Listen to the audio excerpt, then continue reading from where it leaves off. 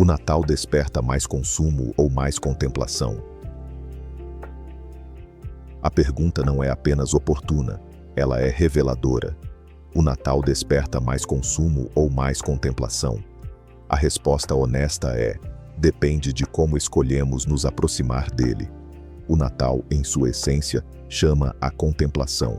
Na prática cultural contemporânea, porém, ele frequentemente se transforma em um poderoso motor de consumo. Vivemos em uma cultura que ensinou a celebrar comprando. As luzes se acendem nas ruas, as músicas preenchem os ambientes, as vitrines anunciam urgência e o calendário se apressa em nos lembrar que falta pouco. O Natal, então, corre o risco de se tornar um evento marcado mais pelo excesso do que pelo significado. Excesso de compromissos, de gastos, de expectativas, de ruído. Nesse cenário, o consumo não é apenas um ato econômico, ele se torna uma linguagem. Compramos para demonstrar afeto, para aliviar culpas, para preencher ausências, para sustentar uma sensação passageira de pertencimento e alegria. O consumo prospera na pressa. Ele se alimenta da ansiedade de não faltar, do medo de decepcionar, da comparação constante e da sensação de que o afeto pode ser medido por aquilo que se compra. Por isso, o Natal moderno começa cedo, se antecipa, se acelera e muitas vezes se esgota antes mesmo de chegar ao dia que deveria celebrar. A lógica é simples. Quanto menos tempo para refletir, mais fácil é substituir o significado por objetos, o silêncio por estímulos e a espera por urgência. O consumo oferece respostas rápidas para perguntas profundas, e é justamente por isso que ele seduz.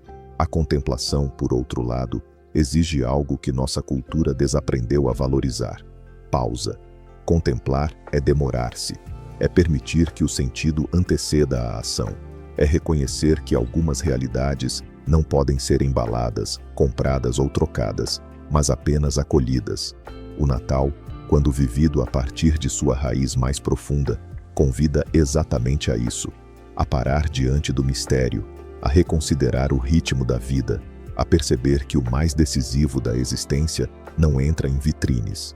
Por que então o consumo parece vencer tantas vezes? Porque ele é mais fácil. Contemplar implica confrontar o vazio, a fragilidade, a finitude e, paradoxalmente, a esperança. Implica reconhecer que nem tudo está sob controle, que nem todas as dores foram resolvidas e que a vida não se sustenta apenas pelo acúmulo, mas pelo sentido. O consumo anestesia essas perguntas, a contemplação as desperta, e despertar nem sempre é confortável. Contudo, quanto mais o Natal é reduzido ao consumo, menos ele é capaz de satisfazer. O que promete alegria duradoura entrega apenas euforia breve. O que anuncia plenitude deixa, muitas vezes, um vazio silencioso no dia seguinte. Não porque presentear seja errado, mas porque o consumo, quando ocupa o centro, não suporta o peso do sentido que o Natal carrega. O coração do Natal não nasceu em vitrines, mas em silêncio.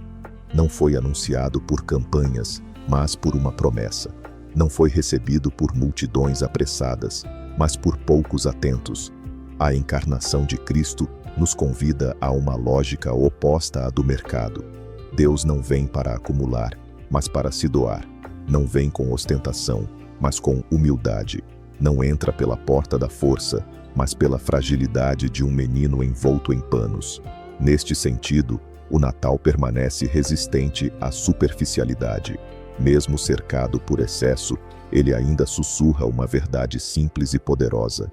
O que transforma o mundo não chega envolto em grandiosidade, mas em humildade.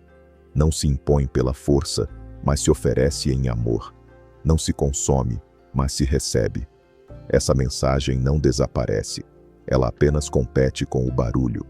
E aqui reside a responsabilidade pessoal. Escolher qual voz escutar.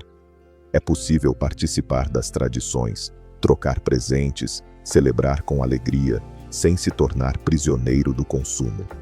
O problema não está no gesto externo, mas no centro que o orienta. Quando o Natal se reduz ao que compramos, ele se esvazia rapidamente. Quando ele nasce da contemplação, até os gestos simples ganham profundidade. Um presente deixa de ser compensação e se torna expressão.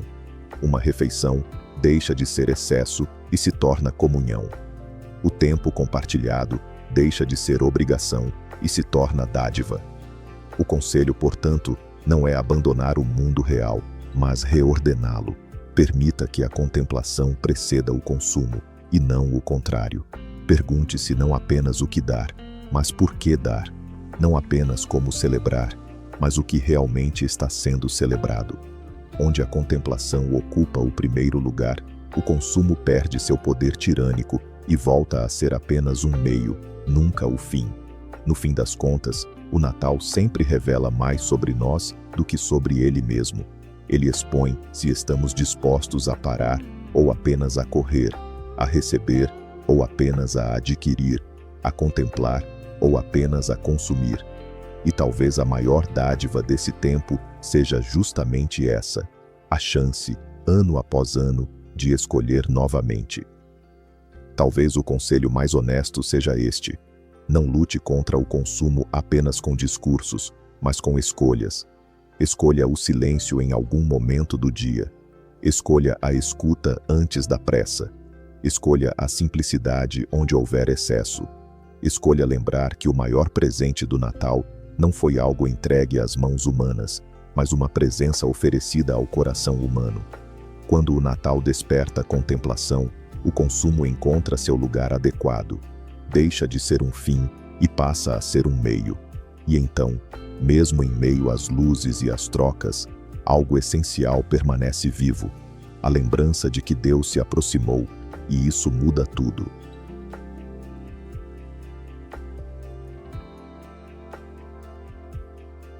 Se esse vídeo falou com você ou te ajudou de alguma forma, não esqueça de deixar o like, compartilhar com alguém que também precisa ouvir essa mensagem e se inscrever no canal. Obrigado.